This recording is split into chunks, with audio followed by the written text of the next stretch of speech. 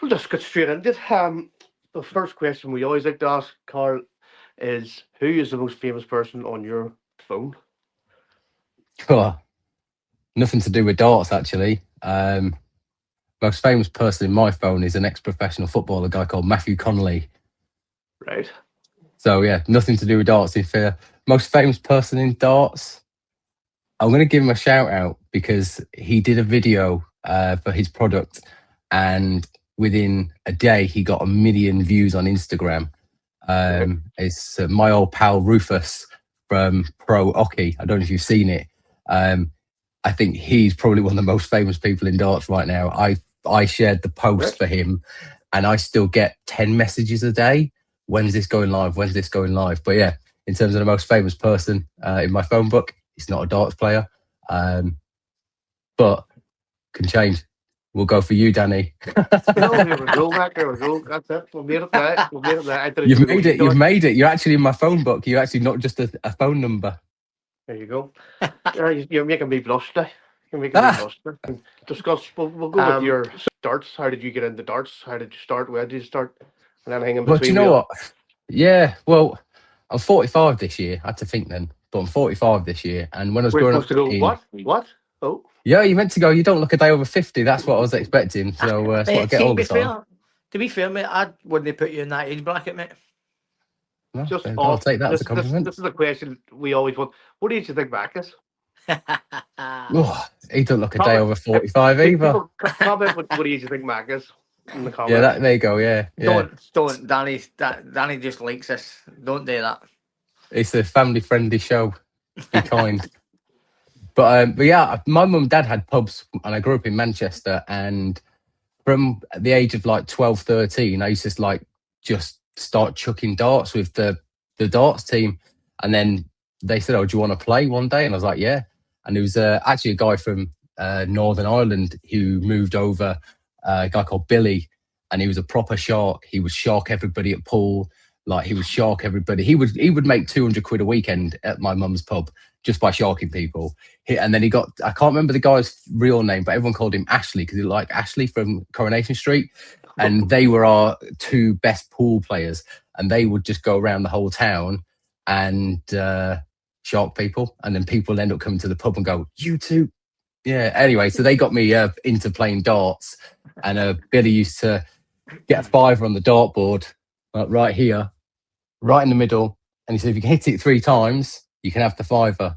But here's the crack. You got to stand at the hockey, then you have to take one big step forward and then another big step forward. Nobody could do it because obviously your projection like that when you throw the dart, Yeah. it's naturally going up. So no, he's already won loads of money doing that. But anyway, he got me into playing darts. So I was playing in the pub leagues in the 90s. And then like started working and didn't go to many pubs really with dartboards, never had one at home. Picked up again probably, I don't know, 15 years ago. And then kids came along and that got pushed away. But seriously, again now, 3 or 4 years I've been back into playing darts again now. But I'm literally, it's every day I'm playing darts now. Do you do ADCs or? No, I had a very brief stint in the Calder, which is City of London Darts Association. I played in a few online leagues, but then Chopper Darts, my YouTube channel, kind of started taking off a bit. And from that point, it's been really hard to say, okay, I can do this. Plus, my son plays in so many football teams. It's 5 days a week he's got football. So to committing to do something in an evening, and the reason I stopped playing the online leagues as well for a while is because I just don't have the time and I don't like letting people down. That's my main thing. That's one of my main things in life is don't let people down. And if I can't commit to something, I don't put my name to it. But yes, as time starts permitting a little bit more over the summer, I might join the local pub league again or get back online and start playing the online as well. Sorry, I'm thinking about it with partners anyway. Everyone say love you to Leah. Hey, no, that's that's the thing with darts, isn't it? As soon as something big comes along, i.e. like kids and that, mate, it does some. It's just got to get pushed to one side for a bit, innit, before until they're at that age where you can start playing darts again. Obviously, online leagues is a bit easier. Playing one myself, mate. So it does that they help me, and I'm a big fan of online leagues, mate. Especially the one I play in the new, mate. All the guys are great, mate. Some quality players, and it just lets you get the practice in that you need, doesn't it?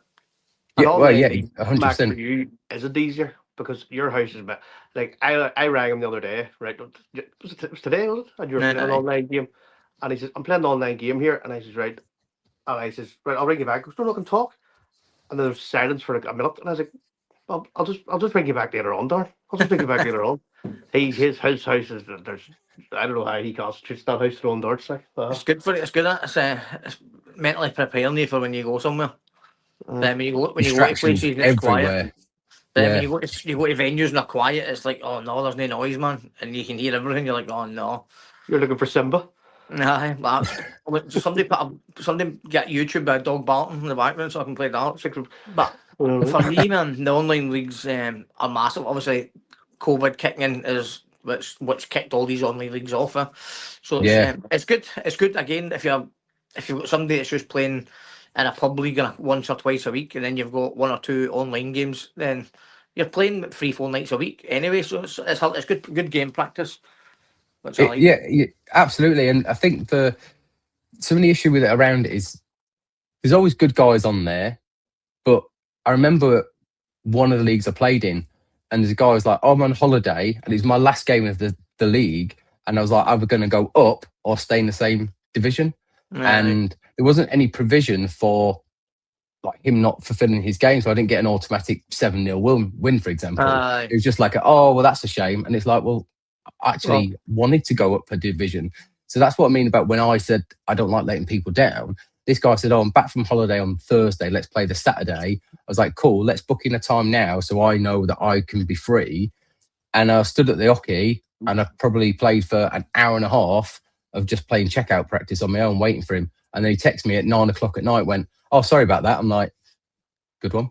And that's the thing. But then the other slight issue I have with it is that not all of them, because there's so many good ones out there, but one of the ones I played in, there was too many games in a short period of time.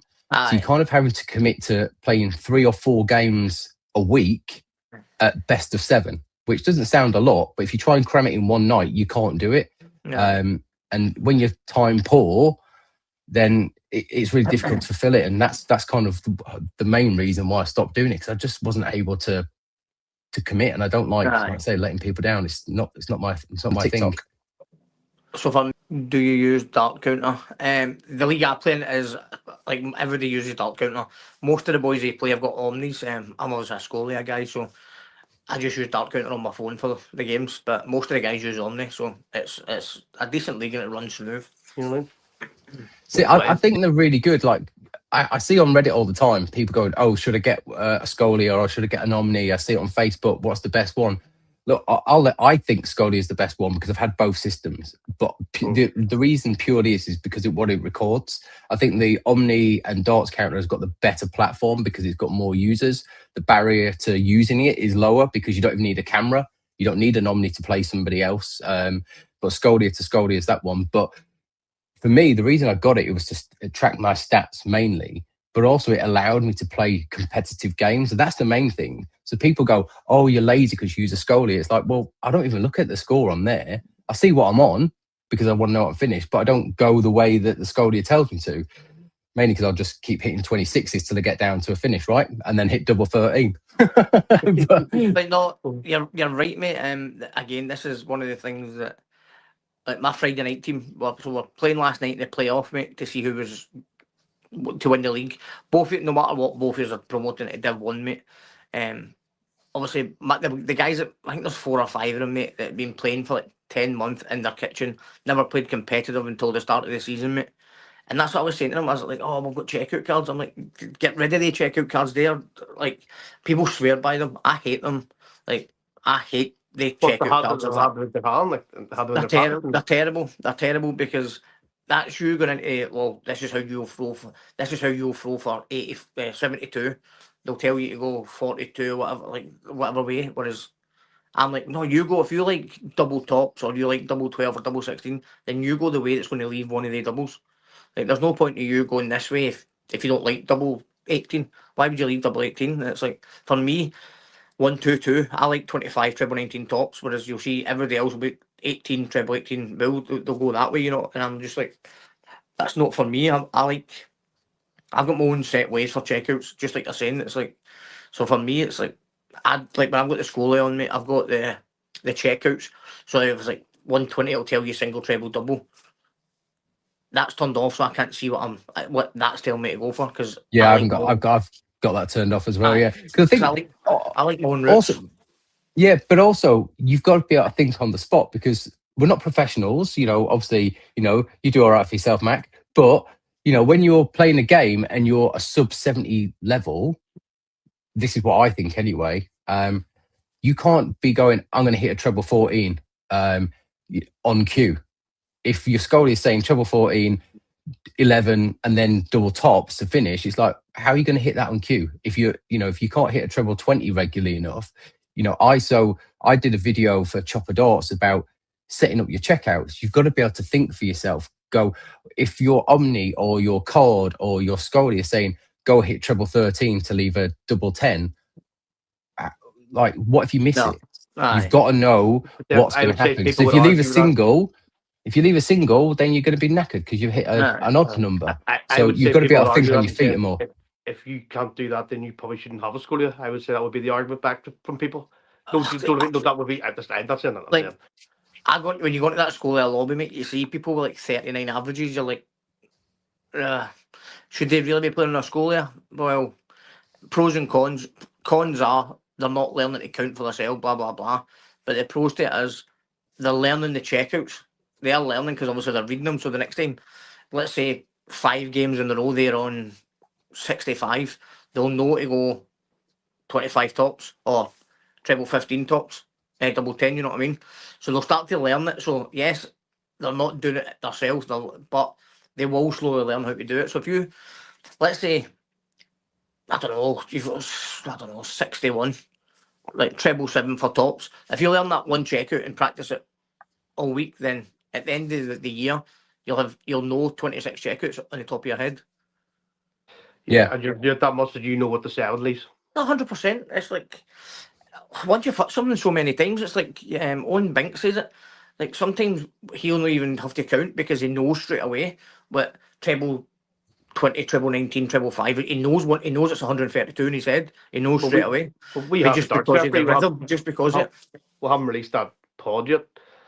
Where I think I'm still trying to edit your math out of it, Mac. Mac's math that day was we had the third referee on, and Mac is but everybody has brain farts, mate. Everybody has brain farts, mate. You've seen professionals doing it on the TV, mate. We all have brain farts, mate. You don't need to edit nothing. You put it out, mate. If people but people give me stick, then it's a learning curve, isn't it? That's Ansley's checkout. That's my favourite, Mac, isn't it? See, for it, 108 for me is 17 treble 17 tops. No, I got Tommy Morris. That's his favourite checkout as well. He's doing. All my checkouts they centre around tops. Hence why I go certain ways for certain numbers. Yeah. I like using treble 16s too. So, but then again, if you like 16s, then you can go treble 16s, single 20 tops. Yeah, that's it. 'Cause if I focus around that area, so if I know if I'm just slightly out, for me, if it's even numbers, it's much easier for me to do the math really quick in my head. Right. When I have to start going, oh, actually, I've hit a treble 7 by accident, then I've got to really think about it. But if I hit a single 16 and know what I've got to do next, I can go 16 to tops or 8s to back to double 16s for whatever I'm on. Probably 17s is probably the way not to go, like, but again, if you're in 16s and you hit 8, then you know you're treble 20 tops. So you've always got that layoff shot just in case it doesn't go for you. You know what I mean? If you hit obviously the 16, you know it leaves you treble 20 for double 16. Yeah, so I like using the because my maths is okay. Every day my maths is fantastic, but sometimes when it comes to the board, I'm a bit like cause I just get a bit frazzled because I'm in the zone too much, and then I have to actually stop and think. But stopping and thinking sometimes is not a bad thing. So that's another thing that my Friday night team struggle with, mate. They don't on the hockey, mate. They're just both. They get a mind, they get a blank, and they just throw their darts. Whereas I'm saying, new dart players back. That's new dart. Not 100%, but I'm like, step back, take a breather, ask the marker what you've got left, and then calculate it in your head, and then step up. Like, yeah, I've got a video coming out soon about I call it a 2-second reset, and it's whether you've got to recount or you just chucked a bad dart, or you've just missed a double, I do it all of the time now. So if I miss a double and it's my first dart, I'm like, okay, cool. I'll just take a step back, reset my focus, and then go again. Some people are like, well, you're not in the flow. It's like, yeah, no, but I've missed it. And if I've missed it by a bloody mile, I need to reset. If I missed it by an inch, I'll just carry on. But yeah, I think when you're under the pressure, taking a step back, even for a second or two, and then stepping back into it, gives you that moment just to reset your brain and refocus in. Just, sorry, Reset, boys. Just reset, realign, Came back, I got re-engage. across you. Sorry, go ahead. Sorry, say, So as I saying, step back. So you're resetting, you're stepping back up, you're realigning it, and then you're re-engaging with it. just I've received a few text messages. One was Flea Shields, and his question was, "Who is Darts DNA?" Me. So, and this is Lee. Lee can't see anyone else get a sponsorship. That's just he's slipping around. He's going, why have I not got this one? You know what I mean? So his mum's just texting. Lee wants to know who Darts DNA is. So take the stage and explain. Yeah, Samuel mum's text and said, "Is he coming on?" So I might throw Samuel in and congratulate him by today, and you can chat to him because That was it. That Yeah, was my next absolutely, yeah. question. Who is Darts DNA? How did it begin, and where did you get the idea from? Well, it's all self-centered really, because it's all about me. Because it was from me and my journey that it all came along. So I think it was probably about, I don't know, 18 months ago, when I started doing darts online, and I started on Twitch. And then one of the guys in my office said, "Why don't you do a YouTube channel?" And I'm like, nah, I don't know if I'd be any good at it, basically. So, and it kind of just went okay. I mean, I found a lane and stuck to it. So basically with Chopper Darts UK, it's all about my journey, but it's not just about, oh, this is me getting better at darts. It's more, this is what I'm struggling with at any moment. And then I'll put that into a video to show people that you can search the internet for help with people at your level. Because a lot of the advice you see online is from professionals, ex-professionals, or darts coaches. And a lot of those people have forgotten what it's like to be a 35, 40 average player trying to improve. Because somebody that's a pro or a professional back at, saying to you, "Oh, just do this." It's like, cool, but how do I do it? What did you do in that situation? And that's what my channel is all about. And then from there, I've been trying to improve my game. And that's what Chopper Darts is. It's all about me trying to improve my game and helping people improve theirs. Not from a coaching point of view or a professional, because clearly I'm not. And I always say that on my videos, just to make it very clear that I'm not a coach or a professional. But But it's about the relatability of it all. Sorry to jump in there, mate, but I think that's something that the darts community, not just the world, the darts community needs, mate, because I don't think there's that many people out there that are run about the grassroots level, mate. So I think that's a great idea, mate. Because as you said, there's too many people that's been up at that level, mate, and there's people below them that might think, well, he's played at this level, they're really maybe a wee bit scared to go to them. But if they're seeing somebody that's run about at this, not the same average, but run about the same player or a wee bit better, they'll think, well, maybe he can help me a wee bit. So fair play, mate. I like that, man. That's a cracking idea. Me doing what I do is I it was surprised how poor I am. Like, I'm not. They used Samuel's. I'm going to bring him on the unit. He can tell you how bad I am. It's amazing how I can do what I'm doing, but that's just, I've got a good eye for a player. That way we can look. But I'm amazed by what these boys do. And I try to say at the Darn, he's talking about his pub team, and I said to Darn, you don't realise how you must look like a god to them boys. Some people, I've said on Mick Fella's podcast, some people have never seen a 180 before. There's some people, do you know what I mean? Yeah, and that's, so with it as well is that I saw some videos and I'm like, okay, so when I first started, it was a mess. It was all over the place. It wasn't really about my journey. It was like, oh, look at me, I can do a trick shot. I can throw a dart through a polo. Brilliant. Who wants to watch me do that? Who am I? And like, why would people watch it? Well, you're not going to see it. You're not going to see it on this video, but maybe I'll do a little YouTube short for you, Danny. Just a special one for you. Mate, I've seen people throwing. See how long it took. Mate, I've seen people throwing darts through ring pulls of cans on TikTok and getting 1 million views, mate. Well, maybe not 1 million, like, but 100,000 views, mate. So you'd be surprised, mate. Yeah. Well, but that's great. But like when I watch stuff, I quite like to, I like to learn. And I'm not saying I'm a bookworm, but if I want to get better at something, so when you're like football to any other sport, it's great because a lot of the darts players are accessible to people. They are accessible. They're not like footballers or golfers or tennis players. You can't get anywhere near them. It's accessible for everybody. And that's what darts should be. It's not elitist. So when you've got a professional darts player saying to hit your doubles, just throw out the doubles. That's just like going to Ronaldo and going, how do you score them penalties? Well, just kick it in the net. That sounds Great. easy to me. But how do you kick it and kick it into the net? And that's, the bit that people don't see yet. And look, I'm not a coach and I never proclaimed to be one. But when you're watching people in your struggle, it's not about watching me and copying what I do. It's this was the problem I had, and this is how I went about fixing it. If it works for you, top. But that's the channel. That's Chopper Darts UK. Thanks, Aaron. It is an amazing channel. But what keeps me going is the comments like that Aaron's saying there. It's an amazing channel.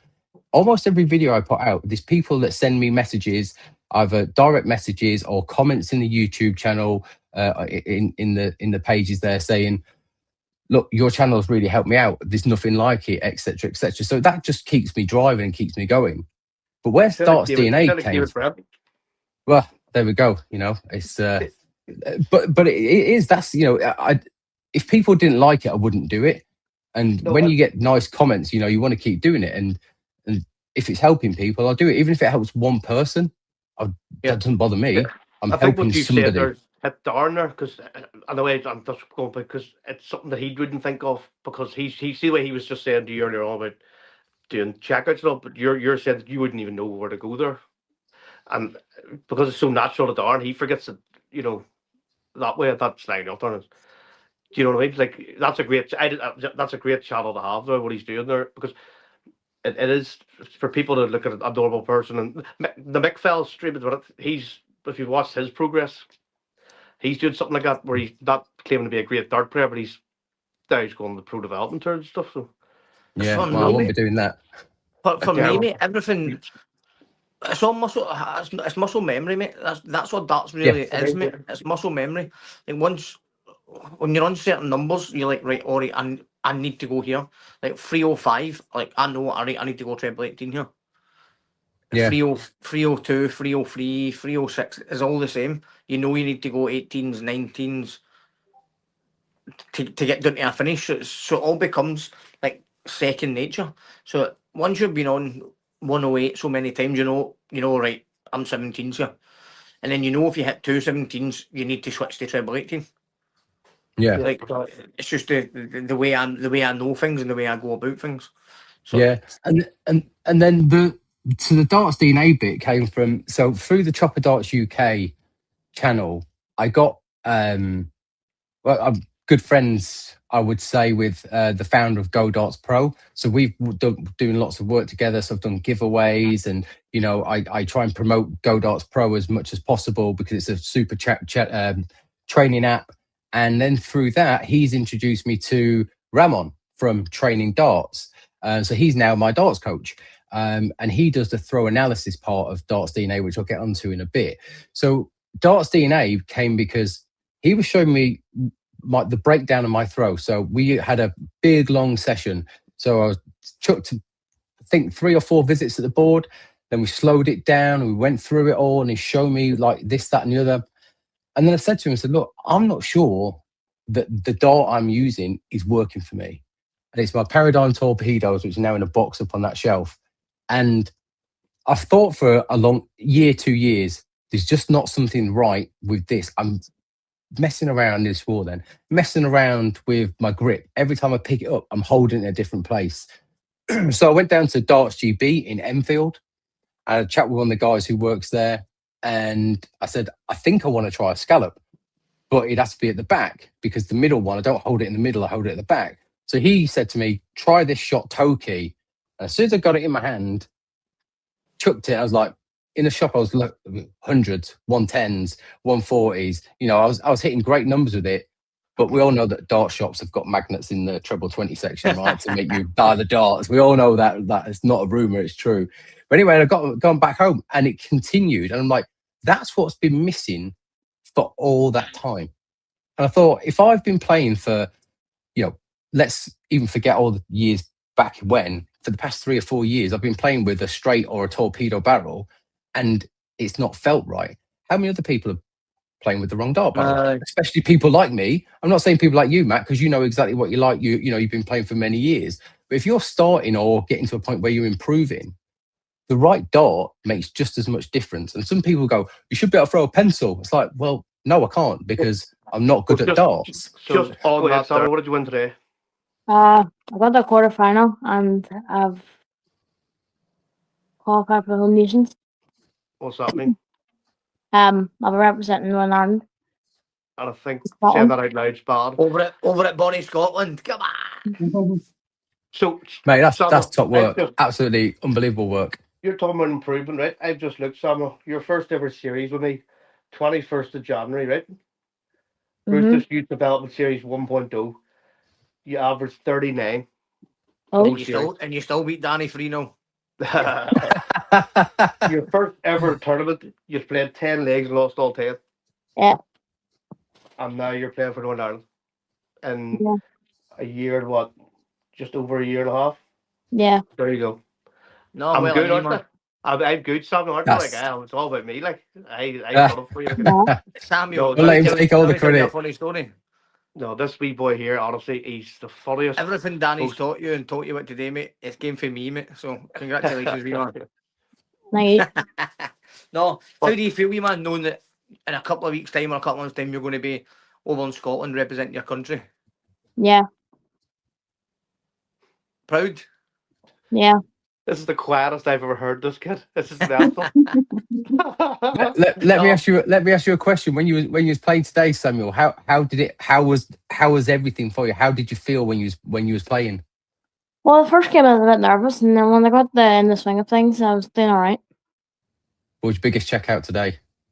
91. That'll do you. Treble 17 tops? No, it was 19, and then I hit like treble 16, and then hit double 13 or something. Oh, use 3 darts. See, something- Max going, use the 17s. Well, again, that's a natural way to go, isn't it? Samuel's quite Yeah. good. But you didn't know if you hit treble 19 at the left, you like, what's it, double 17 or something? Yeah. Fair play, mate. Fair play. Is someone in Sammy's body? He's quiet as a mouse. Is that Dangerous Dave? That's Aye. James Dave.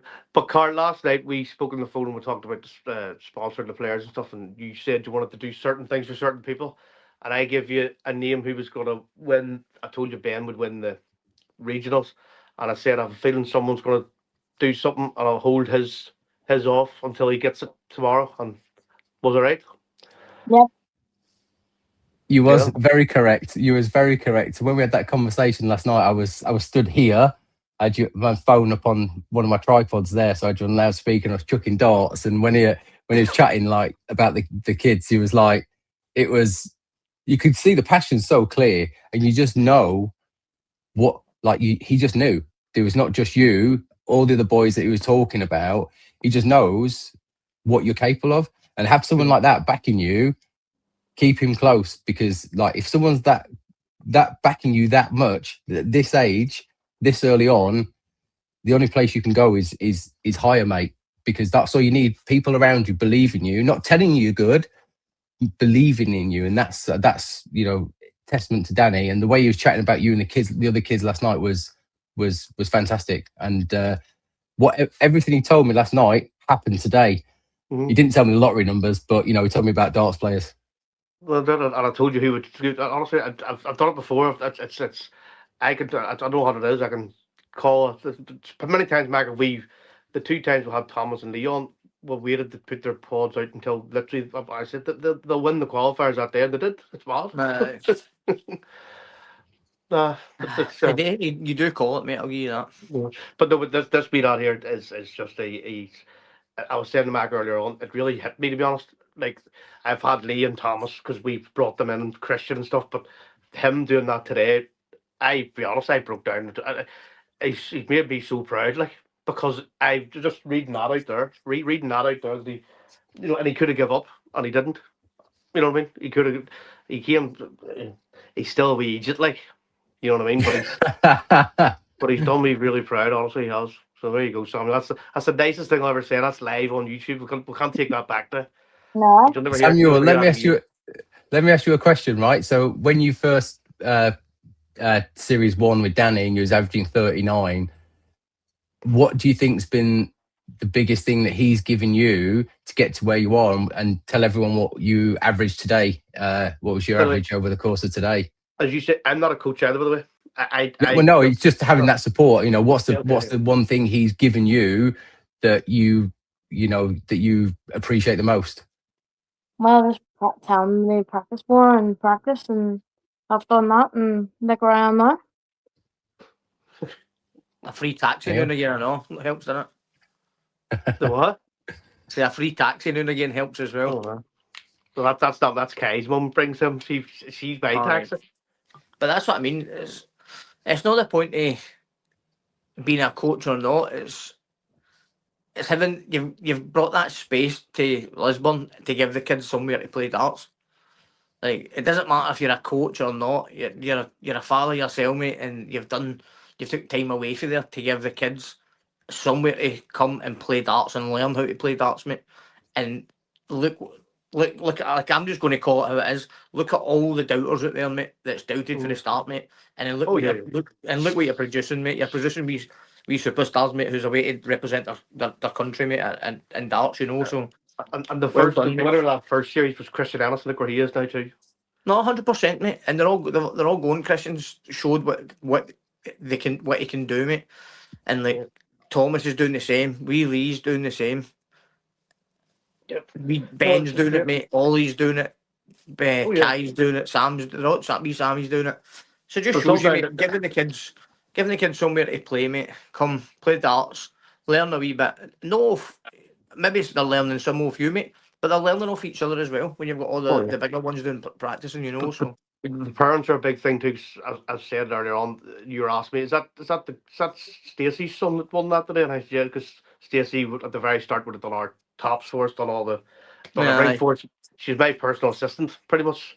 And then Charlie, which is Kai's mum.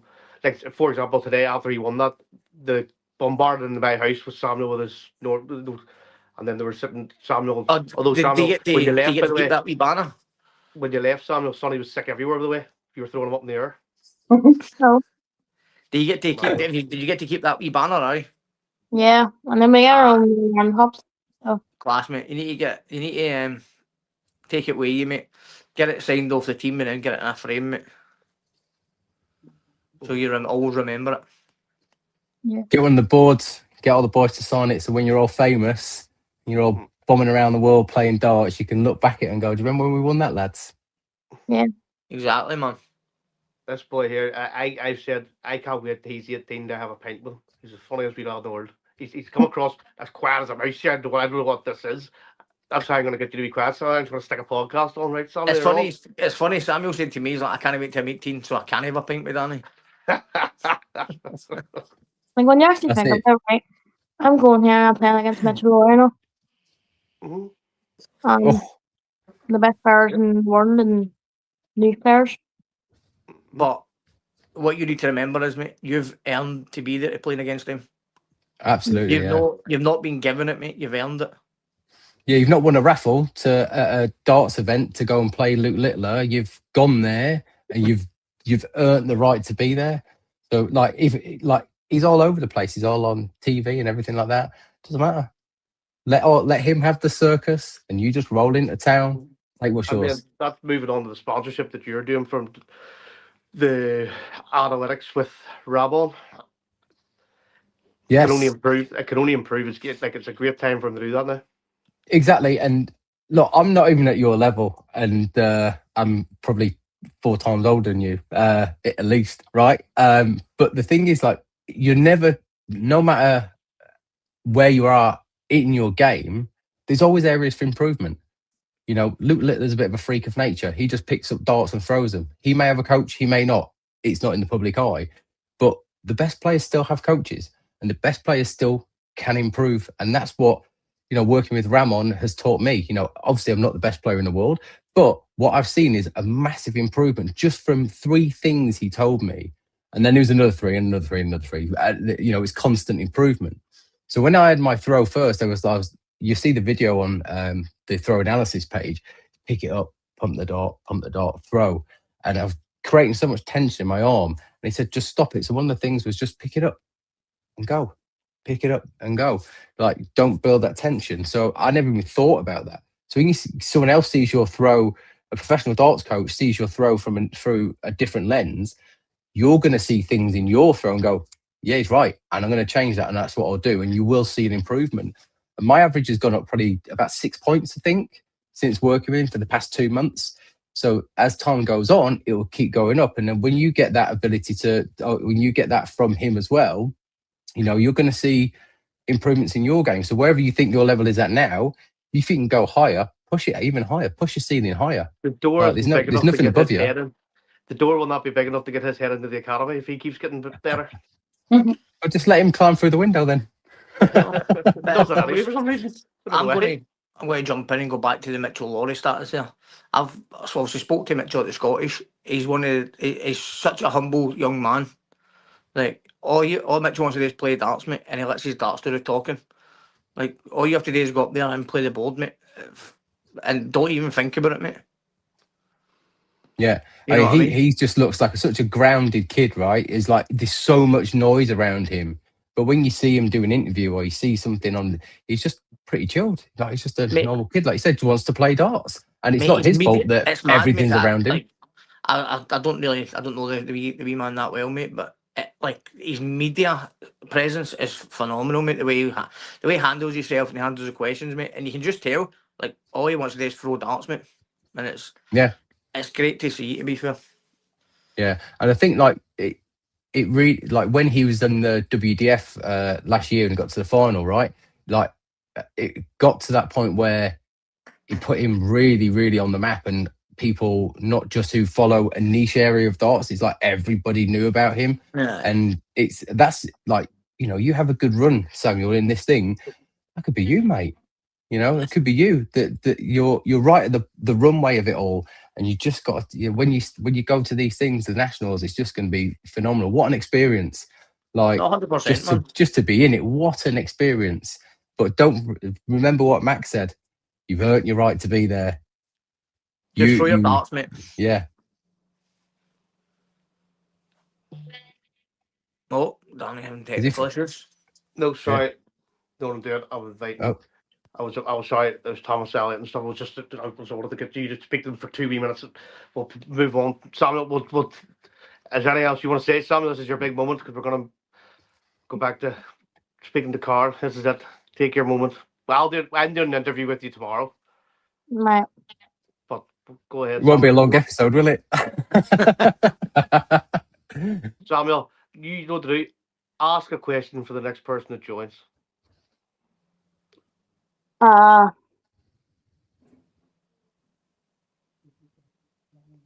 we know who's not taking over the podcast when I'm sick. If you had to give anyone advice to you for, what would it be? Say it again.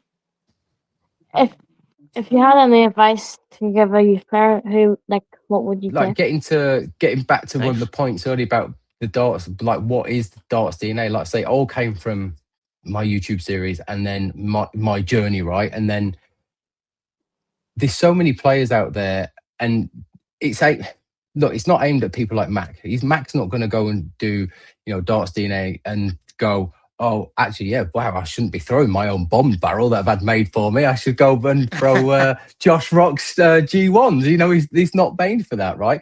People have been playing for a long time, long in the tooth. Some people shouldn't be throwing the dart they're throwing, but they're so, set in their ways, they won't have it. That's wrong for them. And that's cool. That's not made for people like that. This is made for people like me, people like all the young lads that we've got in the stable here right now who are learning to play darts. the main thing for me is I don't want parents in, you know, if we're talking about your situation now, Danny, right? I don't mean the whole darts DNA thing. Yeah. I don't want parents going out and having to spend 150, 180 quid on some darts for their lad because some players using them, right?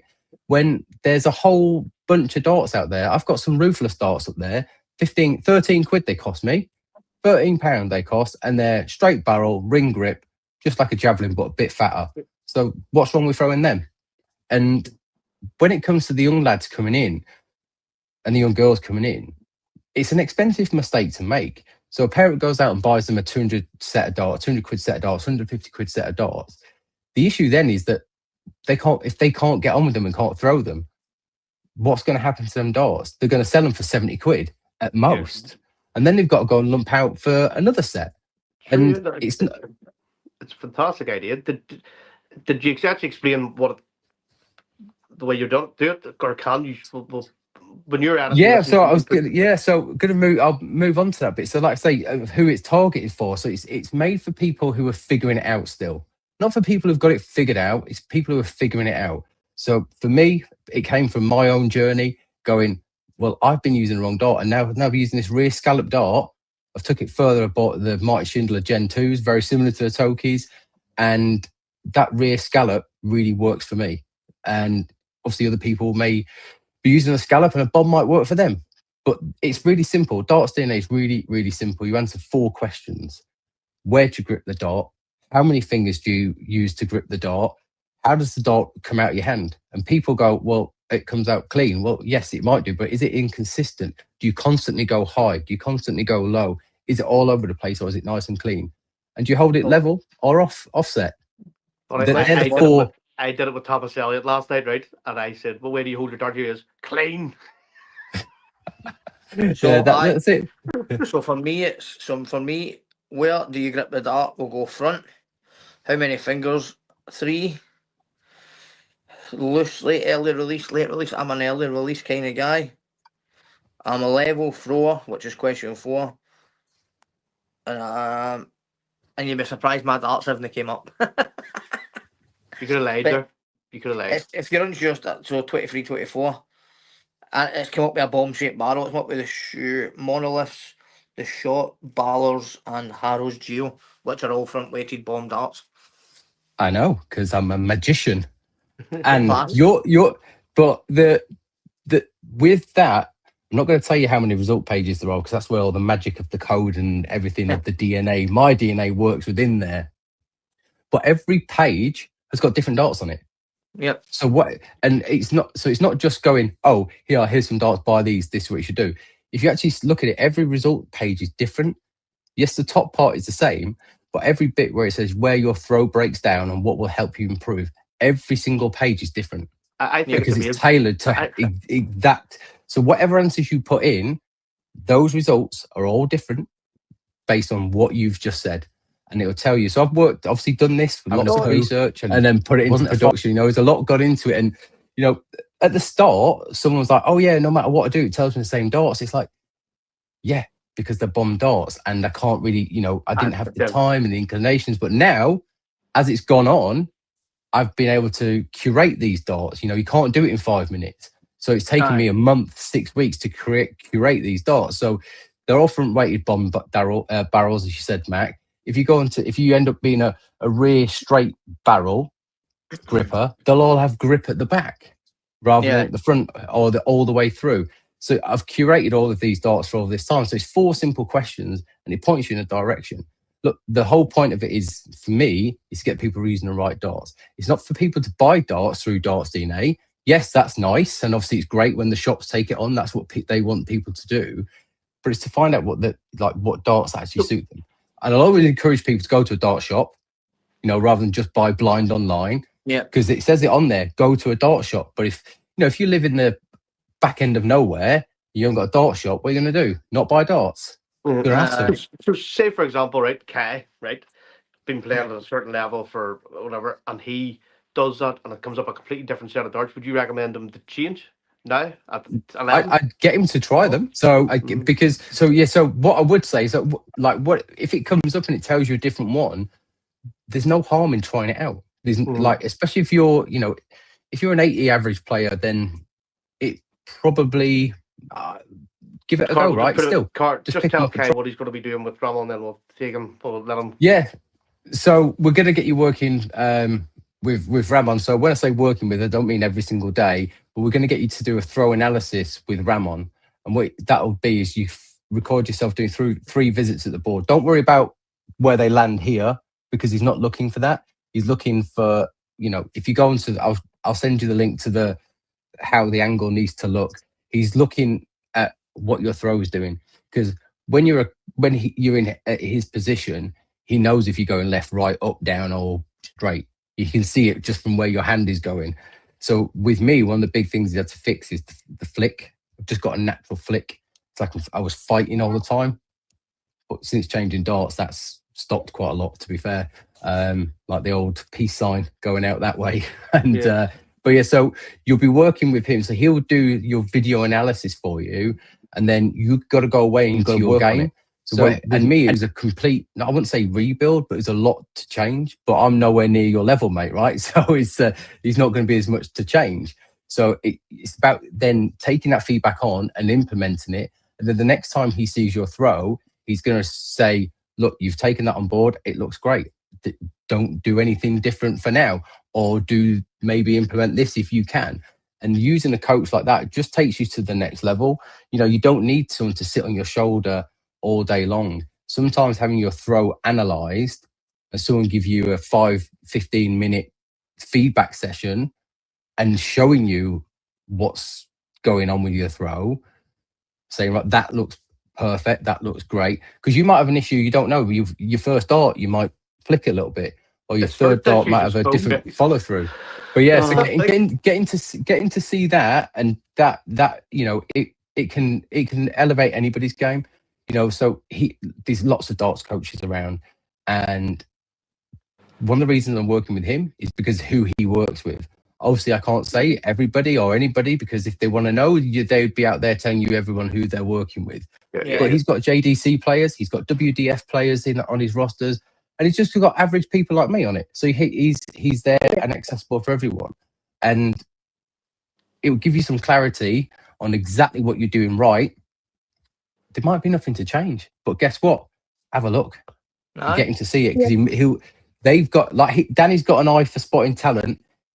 These coaches have got an eye for exactly what's going on with your throw. It's all that, and that's the thing with your throw analysis people, coaches. It's all you think it's just a case of that, whereas there's more mechanics to it than that. Like your lean forward, your elbow position, your shoulder position, follow through where your hand finishes at the end of your throw, what way your fingers are pointing. It's broken down into so many different factors that people don't understand, and it's mad. Paul Lewis has it. Big Top works with us. Mhm. Yeah.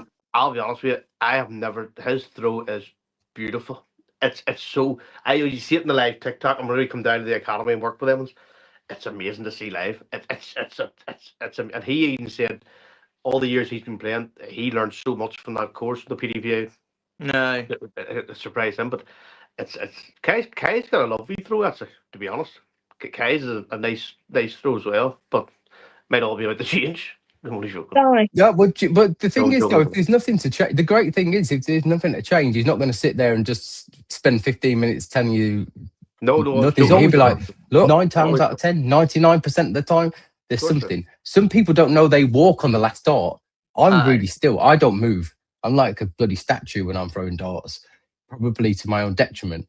But that last dart, I see so many people walk it. And Jan Van Veen is making it cool again, because, like, it's not even left his hand before he's at the board. He's like properly like a cartoon following it, It's mad, mate. It's mad because people don't realise it, and it's only like moving your foot that inch after that last dart's gone, mate. That it's mad. And yes, are you walking? No, but that's what it's called, walking at the board. Even though your foot's only left the ground and your heel's an extra inch, you're still. Do you It's want to know a mad. player that I see you copying, because he's Nathan Aspinall, and you cannot copy his. The way he does the bounce, right? And they do that. That's not his throw, mate. That's dartitis. No. Well, I've right, got but he I've can- got a but he can TV work it here different and an iPad here. If I did that Nathan Aspinall throw, these would be in the scrap bin. But If there's you watch somebody Nathan, that, if you watch Nathan Aspel 5 years ago, he didn't do that.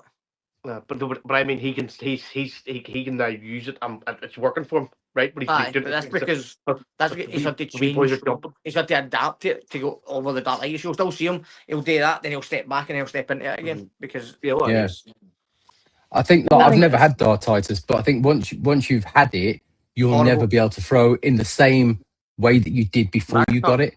it's horrible. It's the worst thing I've ever Yeah. had in my life. I stopped playing darts for 7 years because of it, mate. Wow, that's a long time. Aye. So I've only been back playing since August, then the end of 2022, mate. the fella that actually helped back, right? We recorded the podcast with Mac at the start, and we didn't want to say his name because he didn't really want people to know. But he plays in our vault on a Sunday, and he told me he's going to come down to the academy. He wants to help work with the youth. He has got a talent for. He has saved so many players from the dartitis. It's insane. But he's told me he's going to come on the podcast and stuff like that there. But he's actually a big influence to Maxley was in general. 100%, mate. Do you know who Roy Bailey? Yeah. Honestly, Roy's an absolute gentleman, and he'd help anybody. If there's somebody struggling with darts, Roy will just speak to you. Yeah. He's an absolute gentleman, man. He's what is he? He's at 83, Mac, is he? I don't know his age, mate, but he's His wife told me the other day it wouldn't be 83 or something. 73 maybe. maybe 73. I'd say 70. He's no 83, mate. But I Up don't there, know, that's mate. if you get to get that out of us. I don't know. Oh, I my- didn't say I didn't think Roy was that old, mate. I thought maybe about 65, 65 No, maybe. 70 set, it's something to read. He helped me I out, don't Kai, he know, tell me what I'm doing. But Kai, we'll just anything to say, Kai, or try and say. Before I go, David, I don't- you played against him. talking about snatching and like flicking your wrist on the first dart. Danny, have you ever realised my second dart always goes wonky? Like most of the time. That's usually because you're cursing when you're throwing it. No, to be honest, yes, I know what you mean. Sometimes you'll go treble, then the next one maybe land the 5, and then the next one go treble again, maybe. Yeah. No, it'll Why, just are you- tilt. It'll tilt. It always No, always no, seems to tilt to the right. That's because you're either releasing a bit late or a bit early in your hand position, or It'll be very and it's good in to your get head. that finger ram on there. Yeah, it sounds like you're forcing it. Sounds like the first one's natural, and then the second one so if the first one's going into exactly where you want it, even if it's not in the treble bed, it's in the any part of the 20. From my point of view, I do it a lot as well. I go, right, okay, I'm going to try and follow that exactly the same, and rather than what Darren said earlier about muscle memory, you try and force it, and once you try and forcing anything in darts is not cool. You try and throw it like you see. Look, he's the only player I've seen that can do it. Like if he just throws it angry at that treble 20, no matter how it leaves his hand, he's going in the treble 20. But yeah, once you've done that nice first one, I think sometimes I do it myself subconsciously. Go, right, okay, what did I do there to get it in that treble bed? And then you throw it and it goes nowhere near it, and then you just go, that was crap. And then you're back into your normal rhythm. So, but watching yourself back on a video and someone telling you what you're doing, that will be invaluable to you. No doubt. 100%. What I done there, Carl, by the way, so I have wee tiny ones. Mac actually, there's a wee lad called Jesse, and I noticed him straight away, and I said to Mac, this wee boy's very, very good. So Mac actually sent him, and his mum texted me looking at a set of darts. Mac actually sent him a set of his old darts, and he's using them, and he's very, very good. But like, there's two of them. I'll show you they're averaging about 47, and they're 7 and 8 years of age. Yeah, my Scolier's not working, sorry. Kai's been with them. It's great. It's good to see. So what I done on finals night with them was I brought Thomas, Lee, Kai, Logan. I brought my seniors, like Lee's 12, and they all marked the games for them, and they all done the awards for them, and it show respect. And like David McClellan, he's my captain of the academy. He was in the JDC World Cup and stuff. So just to give you a background on what we're doing, it's a great week. It's a great week. I was just saying that it's brilliant to see at the minute the way they all are together and stuff. It's great. It's a good wee stable you've got together, mate. I know the boys are very respectful, mate. And it's one of the things, mate. When you've got your senior players doing stuff like that, mate, marking the game for the younger boys and that, mate, that just shows that they're not above themselves, mate. And then the younger guys will just look up to them, mate. And Mm. it's Yeah. just like it's just going to be a big revolving door for the academy, mate. And Yeah, even it's far back, fantastic. It even really is. Markham. Sorry, like from the start, David McClemens came to me, and I did the youth development series. So, I did that before the youth vaults and stuff. That was the first one of them to do. And David, I didn't know David. David came in and he started refereeing the final. So then I made that an implement. So then Kai started refereeing finals because David was doing it, and now we have. So I try and get that. So they actually build up the referee games and mark games now. It's mad. You know, what I mean? Yeah. They want to do it. It's just he's setting standards. That's what you're trying to do. You said because it's all about hockey etiquette. There's some boys who are brilliant dart players. You wouldn't sponsor them. You wouldn't want them more in your. I wouldn't give certain people your logo. I wouldn't, because it would let you down. Yeah. That your I brand. think I think what you got to do like with that is that when, like, if you just take it back to your family life with your kids, right, and what you're saying there, Mac, about having really good lads with you, if the younger ones see the older ones doing something, they naturally want to do it and copy them and be like them. So Good they go and bad. because Good and bad. well, yeah, but let's just try and keep it in the academy, eh? Rather than out on the streets like kicking car tires and stuff. Yeah, certainly things in the academy. Yeah. If one, I always say you need to watch what you're doing. For example, throwing darts on your knees. That's one thing I do. Next thing I'll see one of the youth students, I go get him up there. You know, we think, and if he's watching, he knows exactly who it is. Because you know who taught him it? Josh Rock. There you go. Josh Rock did it, but Josh did it at an exhibition. Josh, I you've was got a looking at lot to things. answer for, mate. know? But Anyway, it's that's natural, enough. isn't it? Because like seeing them marking, like that's quite like someone will see that as like a really important job. They'll be like, I wouldn't do that, and then naturally they'll be like, okay, I want to learn how to do the numbers and the maths and things like that. So I think it's really good that But I just want to jump back to the point that you asked about earlier about should someone like Kai change a dart, Sorry. and whereas I probably want to say no, but if there's darts available at the academy, so the coach we work with, Ramon, he's got lots of different darts there, and he'll get people to do the darts DNA test. And if it doesn't show the dart that they're actually using now, he says, well, why not try it out? And he texted me the other day, 3 people in his PT sessions. He's got a pub in Groningen. I've probably just absolutely caned that town's name there, but it's a place in the Netherlands. So he's got this pub and he does his personal darts training in there as well. And the 3 people that he got to do darts DNA all had a different barrel. They all picked it up and they all threw better. So he got them thrown with their own darts. And then he said, try them darts out, whatever they were, whether it's torpedo, bomb, straight, the different ones. Got them to do it. And then they were playing 10 points better. It's all about, and it's because this game is about skill, but it's also about what can you do to improve. It might be your foot position. It might be being a bit more relaxed going to the hockey one day. It's about tiny increments to get better, because you're not going to see, at the beginning, you see improvement like that, don't you, in darts? But then when you get to a certain level, your improvement goes so much slower. Oh, yeah.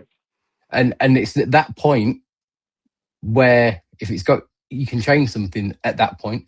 You change it at the beginning when you're on an upward trajectory, because some days you'll hit a 50, then you're at 30, and it's kind of like that. But at that point, he's worked very hard. Darn, I don't think anyone actually realizes how hard Darn's worked. It was only whenever I was talking to people, I met Mac, me and he met on TikTok or whatever, and like just connected straight away. And I met him as Mac Darts, and he was brilliant. But I was talking to people whenever they knew I was associating with him, and a boy actually said to me, "See him? Like, I'm not being funny. He used to be rubbish, right?" And I was like, "What?" And he goes, "No, that's a not fact, rubbish, mate. But he was like, he was only averaging about 55, 50s in the Vault 1 up at BVDs. This boy said, Danny, he was getting cleaned out by everyone. And I actually fair play to back, like, that's not easy to do. Now he's hitting 111 averages in Scottish Open. When I came back, mate, 2022, mate, I came back, started playing, mate. I was up to BVDs once a week, twice a week, mate. Just chatting away to him, mate, having a wee throw. And Brian was giving me tips on that as well, mate. And we were going to the vaults on a Monday in there, mate. And I was banging at 50, 55 averages, mate. Crazy. And then I just started playing more vaults. Then I started practicing more in the house. The board was back up. Well, the board had never came down. I'm not going to lie, it never came down. It was just shut. You couldn't reach it. The cabinet doors were closed, mate. It was when I opened it, mate. Moths and all that flew out it, man. Like that. You know, and I said to the wife, I was like, "Have you seen my darts?" She just looked at me and laughed. I think, and I was thinking to herself, "What's this guy talking about?" I seen the damage you done to the wall when you finished playing, and I did, mate. I was finishing work, mate, and I was on the board 4 or 5 hours every night, mate. Then on a Friday, my couple of mates were coming round, mate, or getting smashed on a Friday night, throwing darts till 2 or 3 in the morning, mate. And that's what brought me on, mate. I just started playing more, and I was playing every night, mate. Minimum 3 hours, 4 hours a night, every single night, mate. Because I thought, I need to do something here. And then I was going to vaults, mate, and I was having to mark the board, and I was like, right, you need to stop that, because I hate marking. I hate it. It's probably the worst thing about darts. Like, I'll buy anybody a beer for marking the board, like. And I thought, at the end, I think it was vault 1 or vault 2, I thought, right, this next series, you're no marking, that you're no doing it. No is meant, you're no doing nearly every game in your group. And I'm going to interrupt you here because majority of the people that play vaults now wouldn't even know that used to be the old. No, I know. So obviously, if you win your game, you didn't mark, the loser marked it. You know what I mean? Yeah, So, losing marks. Yeah. so I'd lost so many. I was marking all the time, mate, and I was like, this Did is you buy your own pack of chalk to take with you just in case? Oh, mate, I hated it, mate. And then I thought, at the end, I think it was like 2 or it was either 1. I can't remember if it was 2 or 3. I thought, right, this needs to stop, and I just put the hours in, mate. And I went back, and I probably marked not as many as I did the year before. So the vault, the thingy before, and then that's all I worked on. I thought, right, you're no marking. At the end of the series, right, let's get the practice in again, so you're no marking. And then it just started happening, mate. I've only marked and half what- of the games, but I have a secret. Back, what's my secret when you're marking a game? Oh, just get a packet of crisps, mate, and stop the game.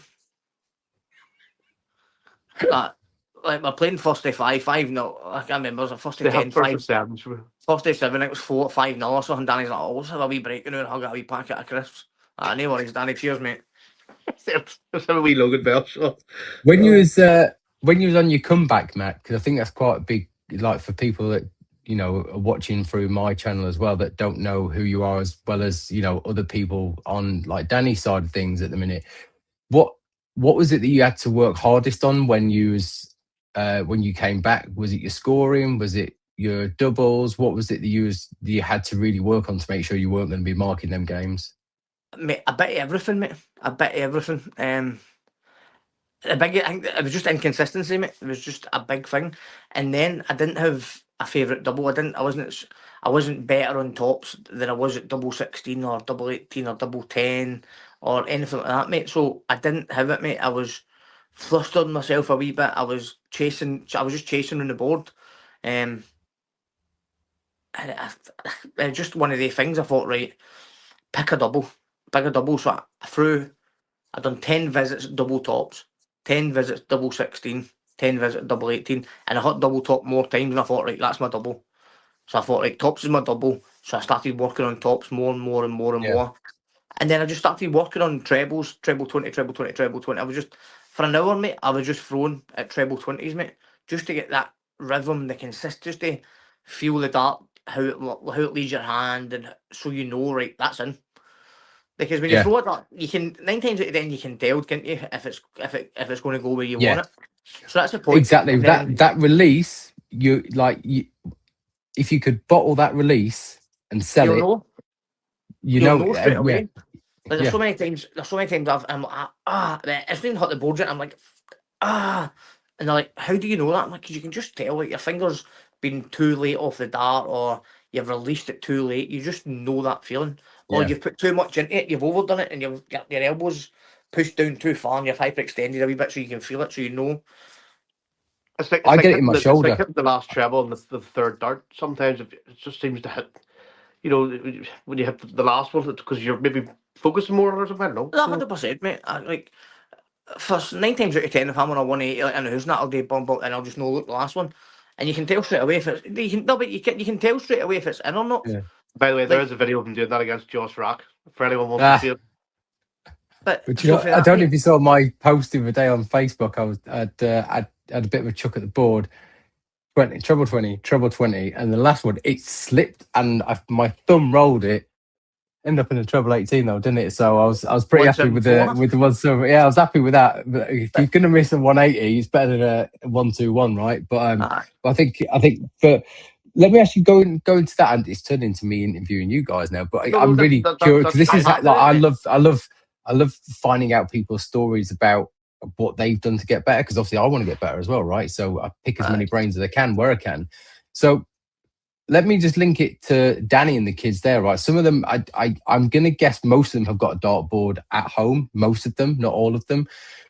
If someone hasn't got a dartboard at home, what advice can you give to the kids when they go to the academy on the weekly basis? What advice can you give to them and people who, practice at home and have limited time? What would you say that they should concentrate on in that time frame?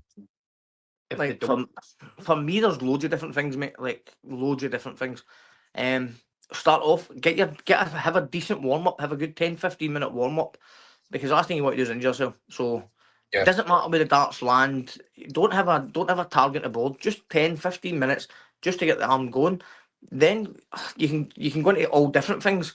So you can go into, I don't know, practicing your switching. So one dart at treble 20, one dart at treble 19, and then pick either 17 or 18's next one. Just to get yourself going round the board for 5-10 minutes. Then go into checkouts. So I don't know, just throw our one boys are dart. used the 1-2-1. That's it. I wouldn't. That's more of a warm up game than a practice game. For me, one two one, I one two one's good. It is good because obviously it gets you working on your combinations. Um, like for me, I like doing two darts at the bull. Doesn't matter where they land, mate. And then my last dart, I'll either throw it tops or double 16, just to get on used to having that one dart at a double, just to get your mind going. Yeah, so Things like moving, that. switching it. Yeah, so Aye, keep one target, then switch. Yeah, I like that. That's a aye, good and idea. then work 41 to 60 checkouts, mate. Because how many decent players practice 41 to 60s? Yeah. Not many. I like practicing 41 to 60, mate. It's stuff I do with my Friday night team. We do checkouts. We'll start off. the wee ones coming in, I would have to start. See, you've got break the board into sections, and you've got the say the fat 20 and the skinny 20. I would say to the boys, right, use the outer part doesn't count, only the smaller part, so they're focusing on really following through with the dart. You know what I mean? That would be, and then throwing a bullseye or 25. You throw for bullseye 25. If you hit say a small three, try and get three in the small three just for grouping. That's three things I got. But that's just that's The a thing is, start. with you need to try and make things fun as well when they're Well, just I've got starting out. that build board, the football board. That's brilliant. Aye, so you need for people just coming out your academy, you need to make things a wee bit fun to get them hooked. Once they're hooked, you can do what you want with them, and that's just that's facts, mate. Like once you've got somebody hooked in something, they'll want to do it more and progress. So that's when you move on to your stuff. But going back to what I was saying, after I've done that, mate, I'll do eight. I call it 180. So you need to hit 100. Once you've hit 100, you check out 80. Once you've checked out 80, Okay. you'll hit 100 again, then you'll check out 81. It's just so, again, it's getting you moving round the board, practicing different doubles, practicing things like that. And then I'll probably finish off with game of 301, mate. I don't practice 501. Very, very 501's rarely. probably the most boring part. Like you speak to any pro and all we do these here, it's like they only play 5-1 when they're up to half the play. You know, it's 5-1's like. But 301 a lot of Yeah. these. 301 is probably better for you to work on your setup play to get into a checkout. So that's why I don't Yeah. really. And then let's go back about, I don't know, 6 or 7 months ago. I was struggling. So anything under 251, I was struggling to set up, mate.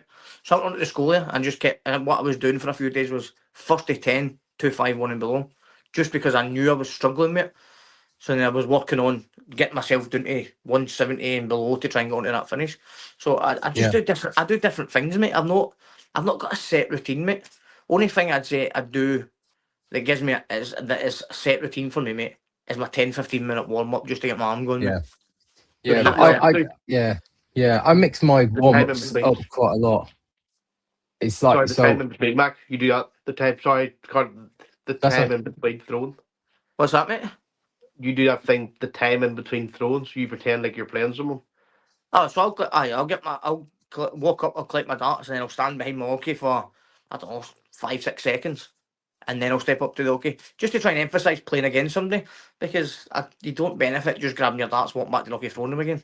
Sorry, Right, Carl, I for cut across here. Sorry, I was Sorry, for Yeah, me yeah, that's your warm. Sorry, for me, if I'm warming up, I do that just so I'm getting my arm going.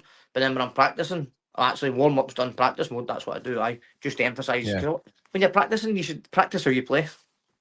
yeah. Well, I actually did a video on that about people only being good at home playing against the bot because it's your Oh, yeah. house, your rules. You can basically do it in your own time.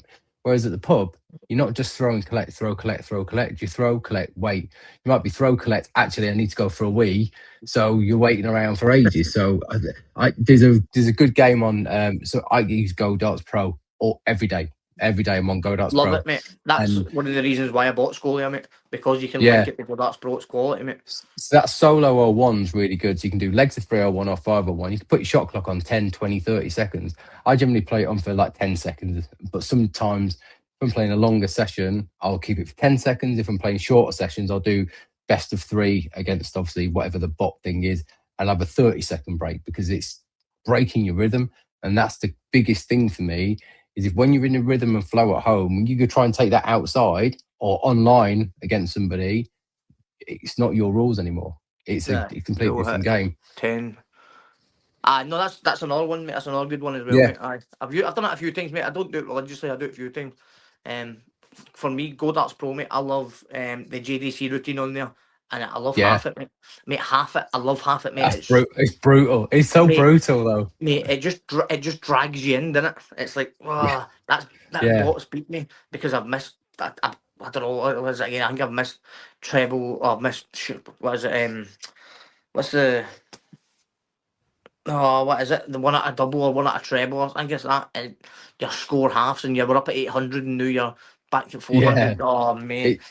It's and a then- great game that. But it's good, mate, It's because you're hard, like, right, but it's good. I'm going to play again. I need to play it again to beat this. And before you know it, mate, you've played 4 or 5 times, mate, and you've been on the board for an hour and 20 Ramon minutes. is part of the program is that I have, I think it's 100, 120 games that I have to play a month on Go Darts Pro because it's practicing. So every month he's looking at what I've done on it. So he's looking at, obviously, he's doing my throw analysis. We're talking all the time, but he's looking at my results and everyone's results. And he's going, right, actually, you've been really bad at scoring. So if you play 9 darts out, you've done okay on that. So we won't play that game. We're going to focus on something that's going to get you practicing your trebles or your scoring. And it's knowing the areas that you're weak on. Because the video that came out this week that I did was on Wednesday was stop avoiding it. So if you know your doubles are crap or bad, or it's letting you down because you've got a 12% checkout record, why are you practicing throwing at the treble 20 when you know you can hit that easy? Practice your doubles or practice your checkout routines. And I think that's one thing that's really opened my eyes recently is that stop avoiding the hard stuff, even if it's, boring sometimes or hard. If you don't practice it, you'll end up like you were doing, chalking, because you're not going to get any better by avoiding it or not doing it. Not Or 100%, doing it mate. half-hearted.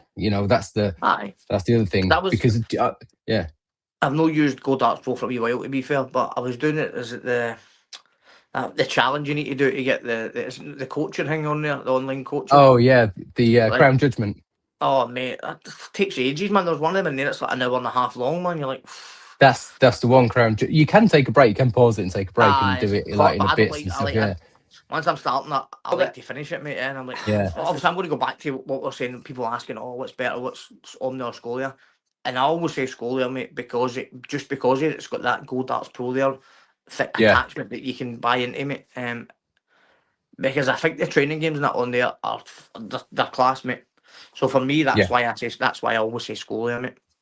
yeah. I if I'm trying to get a really quick warm up in, because I have like 3 or 4 different warm up routines I do because I like to mix it up a little bit. Because if I do the same thing, sometimes I feel like I'm doing it not half-hearted, but I've just not got the same vigor for it. So I'll change it up. But sometimes what I like to do really simply is I just put checkout score on the hard setting. Aye. So checkout streak on the Scolia and do that because you've got to check it out in 9 darts and sometimes it chucks up a big 180 200, check that out in 9 darts. So that Aye. kind of really gets you moving around the board. And my aim is not to finish that number in 9 darts, especially if it's, if I'm warming up with it. It's like, okay, I need to be moving around the board and start thinking, and then I'll move to some of the games in Go Darts Pro, and do that. But it's rare at the minute that I'm playing matches online, so I'm using the Scolia mainly for Go Darts Pro. Sometimes your phone does need a shake up, mate, and that's the thing, mate. I know I'll probably having to do about 5 sessions with Ramon just to fix it, but I know my throw technically, mate, is horrific, mate, and I know it, but it works for me because I've made it work for me. Whereas I think, is my game going to get better with a few tweaks? I think it can, mate, and I'm actually looking forward to these sessions, mate, to see. I hope there's not too many problems. I hope I'm just being a wee bit overcritical myself, but I know, I know myself that I overcompensate during my throw. So I know that straight away, and I know that within 2 throws you'll be like, yeah, you're doing this, try to overcompensate. Yeah, I think. But when you look at it like Dave Chisnell, right? He's not done too bad for himself, and he's got one of the most unorthodox throws I've ever seen. Oh, it's but mad, it works for him. It works for him. He holds the dart, he releases it, and it works for him. His first, there's no consistency with his first, second, and third throw, mate. They're all different to each other. It's mad. And do you know what it looks like? It looks like his arm goes across sometimes, like properly across. So it's like he's throwing it like sideways. It's a sight to behold. Well, when you watch the Modus, there's some mental throws on there. And then when you watch the World Cup, that's why I love watching the World Cup. You see these players from around the world, and their throwing styles are off the charts, like mental. But sometimes I think, I remember watching it, and I was like, I might move to Bahrain. I've got a chance. When I was watching that one, I was like, I've got a chance. It's I was a couple of the thoughts myself, mate. Some of the countries I know I could get into that. I know I could make it in some of the countries, mate. Well, and Daniel will say that, mate, you don't actually know how good you're at darts. And I think I'm just an average player, mate. I don't think I'm anything special, mate. And Danny's like that's mad, mate, how you can say that. He's like, you'll probably go into some of these places that you play darts and people are like, well, check this guy out. Yeah, but also then you think about it the other way. If it's good to have that thought about it yourself, because if you start believing your own hype sometimes, your form will go the other way. Whereas if you I don't want to say harshing yourself or self-critical, but if you go, do you know what, I'm not the best, so I've got stuff to work on, rather than going, yeah, I'm cracking me, and then your confidence takes you the wrong way. I was on the phone with Jamie Owens earlier, right? That's what I'm about to tell you. This is a quote I don't think I've ever heard, and I don't think I've ever heard again. We're talking about, I was talking about your darts DNA, right? Talking about because you're talking about maybe going into his shop, and he said a cracking idea, blah blah, and he said, and he started saying about darts, swapping darts, and I said, Jado, you could throw with any dart, you're that good. And here he is. To be fair, Donny, yeah, you're right. He says, I've had 6 9-darters this year with 6 different sets of darts. Yeah, I think when you're that good, you could probably do it with a screwdriver, right? I can tell you, mate, I'll tell you right now, mate, within about the space of a month and a half, mate, I think Jamie took 3 sets of darts. He was thrown well with a set. Then he changed to this set. He thrown amazing with it. I think he was due to go to Modus the week after. He was using beatings, he was telling me. And then so he was using these rainbow coloured darts, mate. And then we were at an exhibition. He gave them away, mate. And then he had to get a new set to go to Modus with, mate. So he went to Modus with a brand new set of darts, mate. Yeah, look, I mean, there's some people that literally could just do it with anything. Like it's 100%, mate. Matt, could you just pick up a scallop tomorrow and lob in a 9-darter? No. Could you do it with a straight barrel? No. Could you do it with your own darts? No, I usually miss double 12 when it comes to that. But you're there or thereabouts. But so his point was like,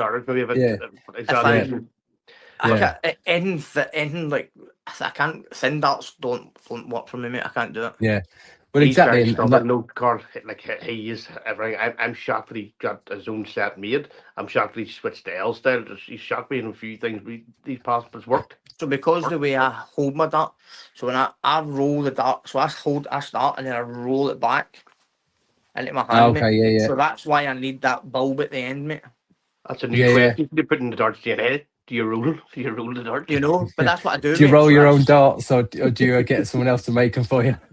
So obviously, when I'm here, it starts off obviously normal, but then obviously I rotate the barrel in when I pull it back, mate, and then Right. obviously And then I do throw. you roll it back out again, So when I'm there, or is it in no, and then just it's release there, from and then here? I just push through, mate.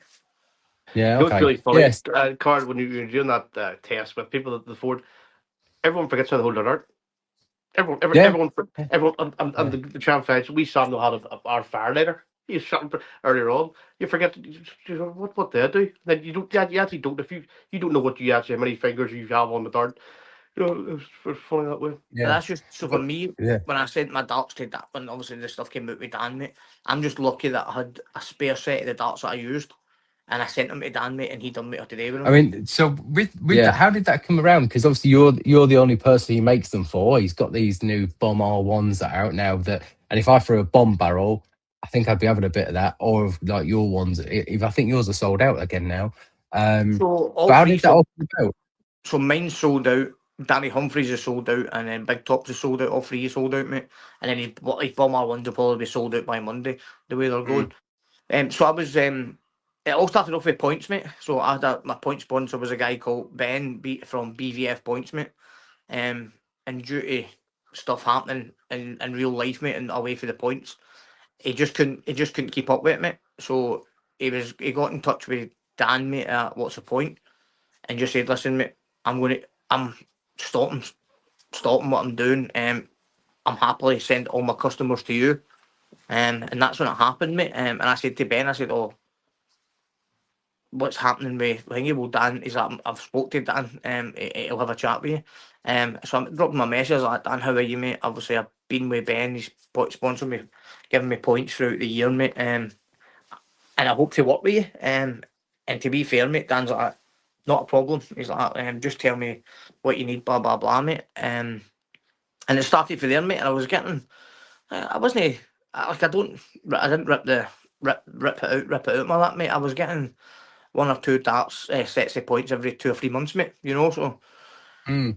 And it's just Dan's just grew, mate. Got massive, mate. His points are unreal, mate. If me and Dan parted ways in December, mate, before the new year started, mate, I would still be a regular customer, mate. I'd still buy my points off him every 2 or 3 months, mate. I just want to jump in here and say, so obviously I helped Mac out a lot, and Mac, as always, whenever we needed to find a new point sponsor for him, he went and got, and then I said to Mac, sort yourself out. Don't worry about any of the use. Don't worry about, and of course he ended up, I think Christian with What's the Point?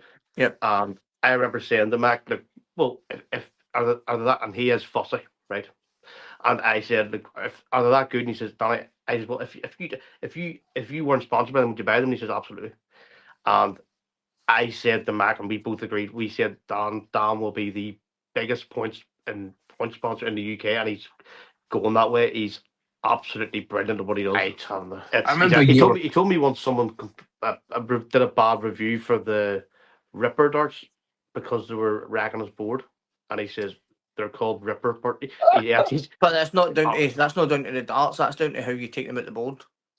Well, he says, I mean, Yeah, If you throw your dart into the board yeah. and just pull it, it's going to break your board. Just get an up, down, and then take it out. Yeah, Because but I dart think boards like are when meant you, to fix yourself.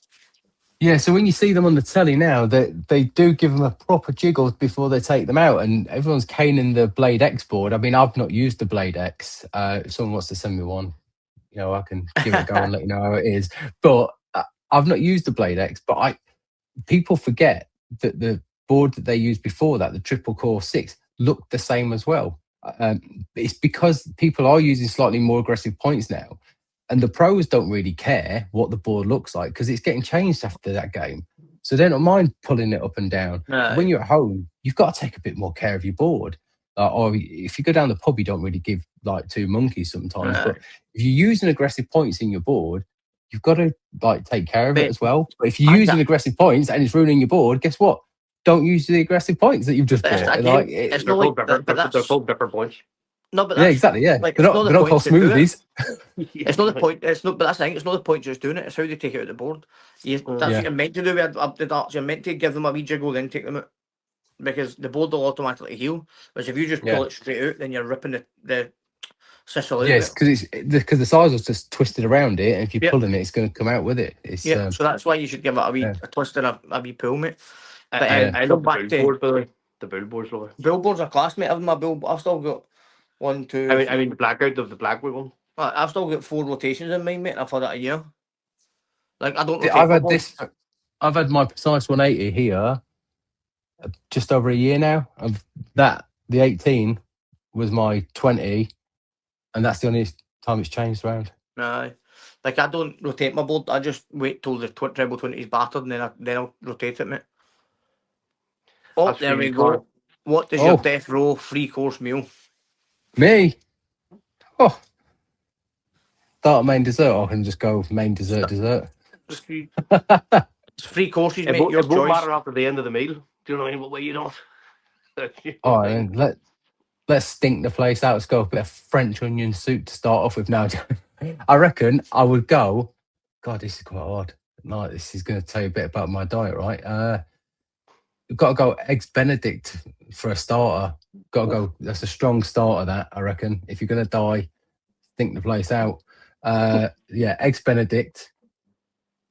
God, I'm not very adventurous food, so I used to eat like most things and anything. My missus was a vegetarian for 11 years. Now the only thing she eats is chicken. So basically every day I eat chicken for dinner. So just to have a bit of something different, let's go for a lasagna because I've not had one for so long. I've not had it for so long. It's a bit boring, but I've not. No, yeah. Is that why? I can is that why you taste ended it up right in now. jail? Yeah. Is that why you ended up in jail? Yeah. It's a lasagna, mate. It's home hearty comfort food, isn't it? 100%, man. Give the garlic bread though, because like that's Oh, just going to a fill wee me up. side of garlic bread is Yeah. top tier. Mac And then- loves food. You can just hear how excited he gets. He loves it. Loves it. I do, mate. And then if we're going to go for a dessert, if I've got a bit of room, I'm sure I can fit it in because there'd be no else going back in there apart from something in the veins. Chocolate fudge brownie. No. something like Double that. cream, double cream or custard. Oh, ice cream, just vanilla ice cream. Big dollop of that on the top. See, I'm That'll do me. I'm not Oh. similar to you, but my main course would be It's nearly midnight, but I'm bloody starving now. I've just said that. Mine's is always I the had same. a Chinese when you were talking. Prawn cocktail starter, mac and cheese, banoffee pie. Done, man.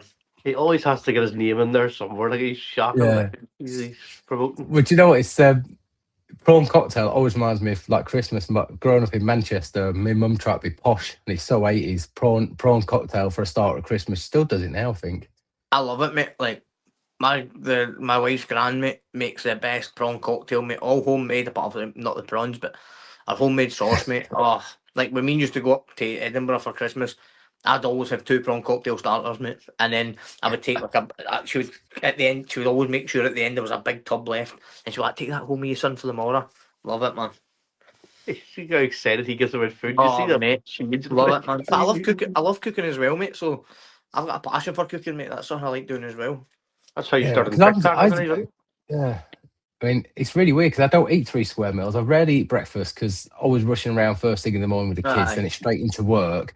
Lunchtime, if I'm not like, busy or having to rush and do something in the hour I've got quickly, I just smash a Huel down my neck like a liquid Huel, and then I'll have my dinner then I'll have a dinner afterwards. And it's like, so I never really get to have like a proper 3 course or Aye. even 3 square meals a day sometimes, but it's just just because chicken, I'm isn't it? so time poor. It's just chicken, yeah. We'll have to Ah, get, we'll have to chicken take out for a meal. Chicken on, We'll have to chicken take on out for a dust. meal. We'll have to take out for a meal, Carlos.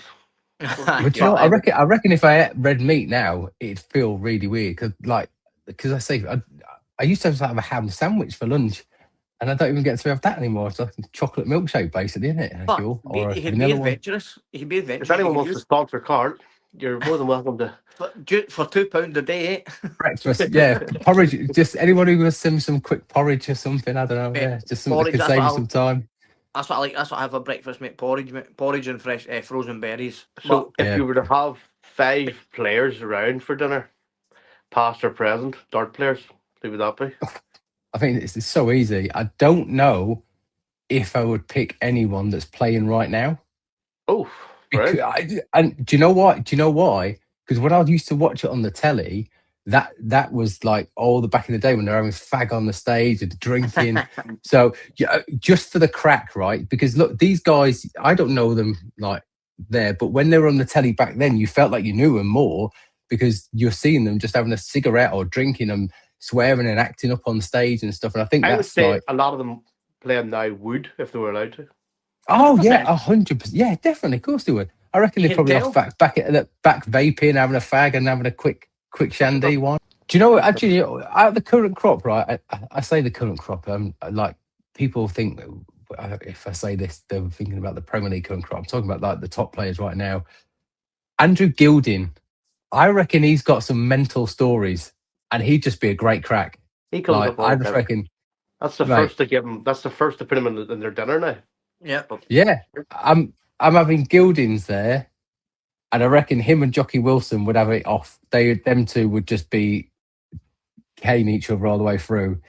You'd have to have Bristow because he'd have some stories. Because I think if like when you do about these past and presents, it's all about the stories, not like, oh, who I would like to meet. I'd like the people with some good, interesting stories. And Aye. those three right there. And I think I'd like to actually go backtrack on what I said. John Lowe, like to get him, like to have him sitting around there. And then I'd actually probably would come back to the modern day. I'd go for MVG because Just straight dinner up now. it is. But do you know what? It's like if you get a mix of them people together, I guarantee you it'd be a great crack. Know Okay. who I think I'd maybe bring into mind when I say that? I'd like to bring Bobby George, mate. Oh yeah. Because I think the King of Bling would have some amount of stories to tell, man.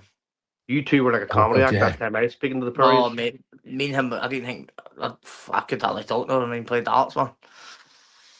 Except our World Cup players.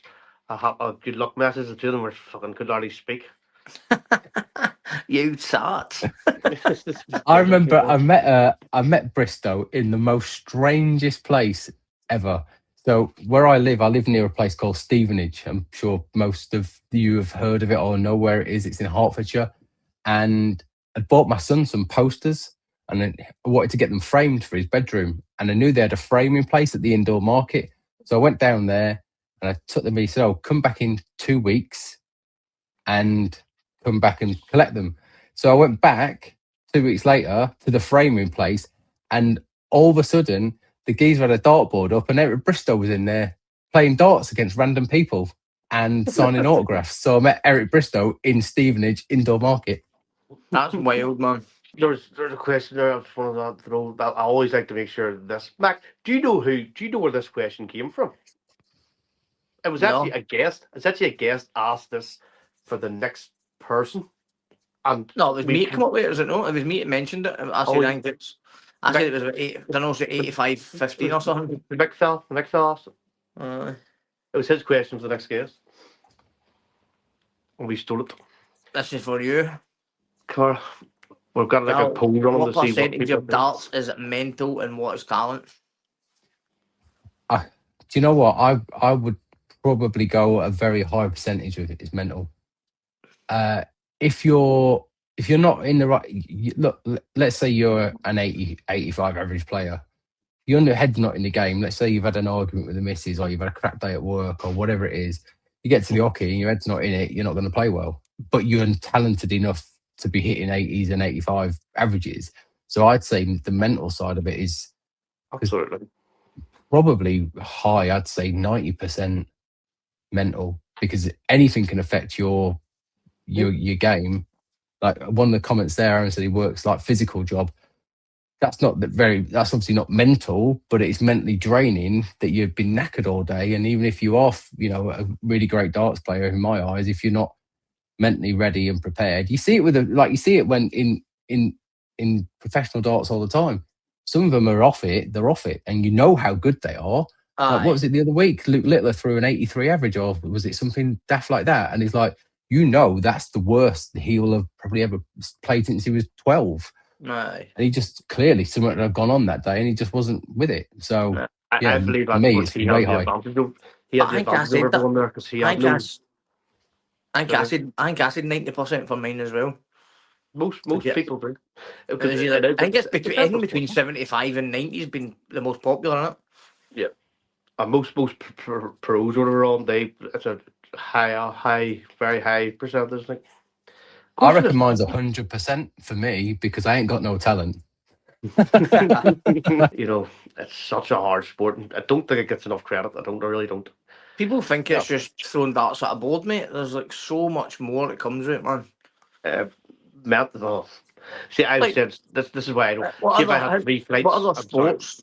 What other Go ahead. sports does 3 millimeters cost you? None, man.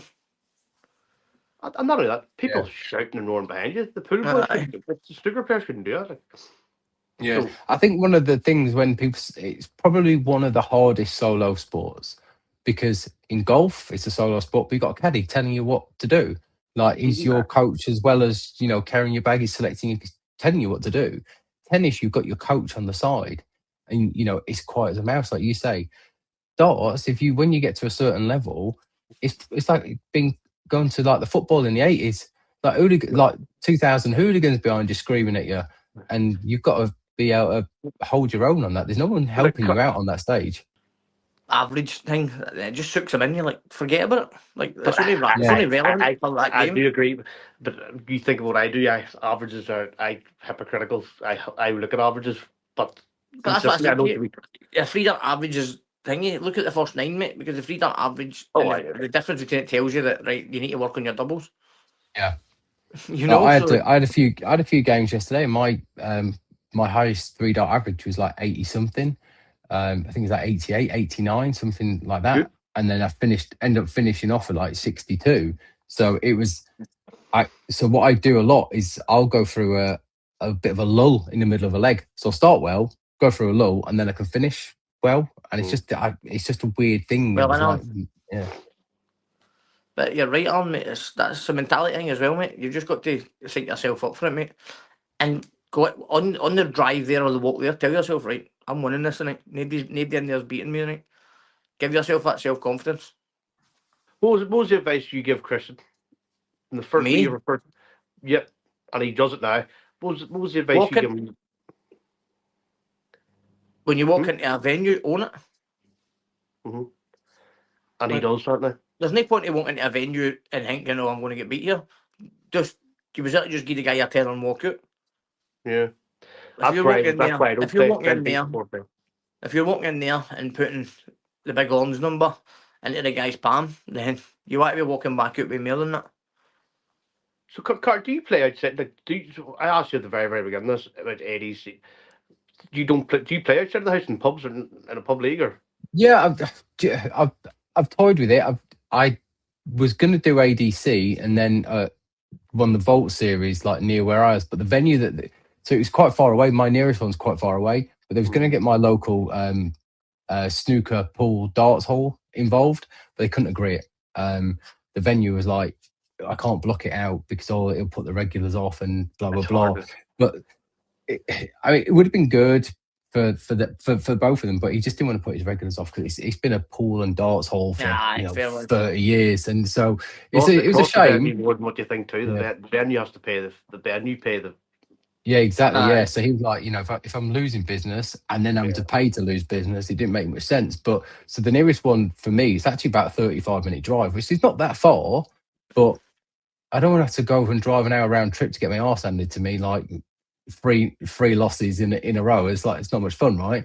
But my local pub there, they just finished their league, but I'll be going over there and starting the new season over there because it's not that I've got much more time, but now my son's football seasons are finishing. I've got more free evenings, so I can go and do that. And that's what I said to you is like for me, it's finding the time. I don't want to go and join a team and then be at a decent level with them and then let them down like I can't do this week, I can't do that week. All I'm going to say is before my battery dies is, mate, Carl, thank you very much for your time, mate. And I'm very happy to be on board, mate. Mate, it's my pleasure, and my thing is about helping people, and what you guys do, you helping the kids and helping the next generation through. I want to help people, whether it's through Chopper Darts, through Darts DNA. You know, that's just kind of like what I want to do. I want to make sure that, you know, everyone's on the path to improving, you know, and everyone can work together. The game's going to be in a better place, right? And it starts from the grassroots level. Yeah, well, I'd say when we first spoke, not once I thinking about sponsorship. I usually am. Right back this way. I See you, usually Mac. would be, but like when you mentioned to me last night, it made me really happy that we came to, and like, fair play to you, because you don't have to do that, and I appreciate it. The parents appreciate it. Every single one of the players, by the way, that you rang me and said thank you to me, and that means a lot. I said that to my partner. I says I don't care if the parents told them to do or not, but that's I'm very Yeah. and that's why I help these boys out, and I put them forward for the likes of yourself, because they are that nice, and it's not just about how good they are in the hockey, it's about off the hockey and representing me and your Yeah. badge. Well, exactly, and it's about giving opportunities to people, I think. And you know, when it comes to sponsorship, look, as someone who's trying to make a living out of things, you know, of course there's a selfish interest in there. I want eyeballs on Darts DNA, but I want eyeballs on Darts DNA because I believe in the project. I believe in it. And having people like yourself and all the shops that are signed up and the other academies that are, you know, on board with it as well, you know, it's a good thing for them to have it, but also it's good to for the actual other side of it, for me, it's great to see people grow. And if I can help people in any way, whether it's small or big or whatever, then you know it's Well, you, it's what you I'm asked me all about. you asked me off this about we were talking about, and you said about why people become the ruthless or whatever, and you know, so the way I explain it is, and if I had the likes of sweet Christian, if you have the likes of Christian there, and then you have the likes of Lee Shields and Thomas, if you're a parent and you're going, I wouldn't mind actually sending my child there, because look at the success rate. Yeah. You know, and it's like, as I say, I don't coach them. I have a bit of crack with them, and I do all other things, and I like, you know, have the tournaments and all. I send them to other academies to do their JDC routines and all. Like but the company, like, when they get together, it's great. It's just a wee stable in building, and the support in the wee group and all. It's class. Like, so you would come to Ruthless because of the facts are there. I told you what they were going to win last night. I told you who was going to win what, who was going Yeah. to be, and I just know the players. I know how to deal with. We Samuel, I knew how to deal with Samuel. I knew to keep him. Didn't do anything with him until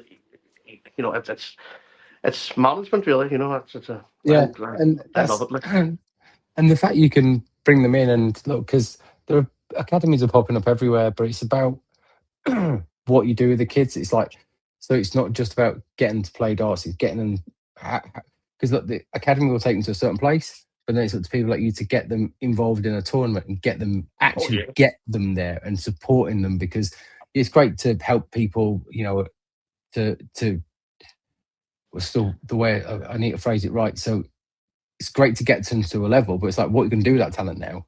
And then somebody like you can come in and go, right, this is what we're going to do with the talent. You've developed them. You're the guys getting them to a level. I'm going to put them in the shop window. I'm going to get them noticed, and I'm going to get them playing and believe in themselves, because I believe in them. And as I said before to, you know, both the lads who popped on, if you've got someone who believes in you, you should take that as a massive compliment, because, you know, that's a big thing. Like having, if you've got a boss that doesn't believe in you, you know, you're not going to be happy, right? If you've got a boss that believes in you, you'll run through brick walls for them. Yeah, like even you reached out to me, like that made me, like, that was nice to. You get messages all the time from people, but I mean, it's nice for people to acknowledge me as what I'm doing, reaching out to me. And it used to be I was running about trying to get sponsors and stuff, you know what I mean? But now people are reaching out to us, and it's good to see. But that comes, the parents are, a few of them are texting me saying thanks very much for what you're doing, and you've got, and I said, but it is me, but they're easy to promote. Some of them are just like what they're doing. They're doing the hard work. I'm just having to put it out there. You know what I mean? Yeah. You know, Exactly. it's easy to promote someone who's people who are doing what they're doing. You know. But listen, Carl, it's been a pleasure. It's a bit later than we've planned. I should be in bed now, or at least watching Match of the Day. Well, I'm going to go back and watch. I'm going to go back and break this down and watch it over again. And if I don't like it, we'll have to do it over again. You know. That's all right. We'll do it a bit earlier though next time, yeah. Send And on the back also, off. we'll get rid of this so I can sit down for this. What is it? 2 hours, You'd 12 be minutes sound. stood up. Yeah. I had a Chinese in between it though. So I don't. Do you know what? As most people, I sit down most of the day. So standing up, having a stretch. I'll go lie down in my bed in a bit. I'll go upstairs. Mrs. will be snoring by the time I get up there because I won't be going straight to bed now.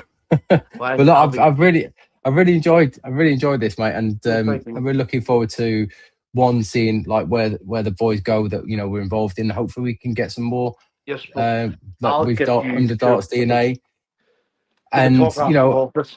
Sorry, go yeah, back. and I'm really looking forward to our partnership, what we can do together, and the connections that we've both got, and can help us both grow. I think for people watching, if you're thinking about sending your kids somewhere, send them Danny's way.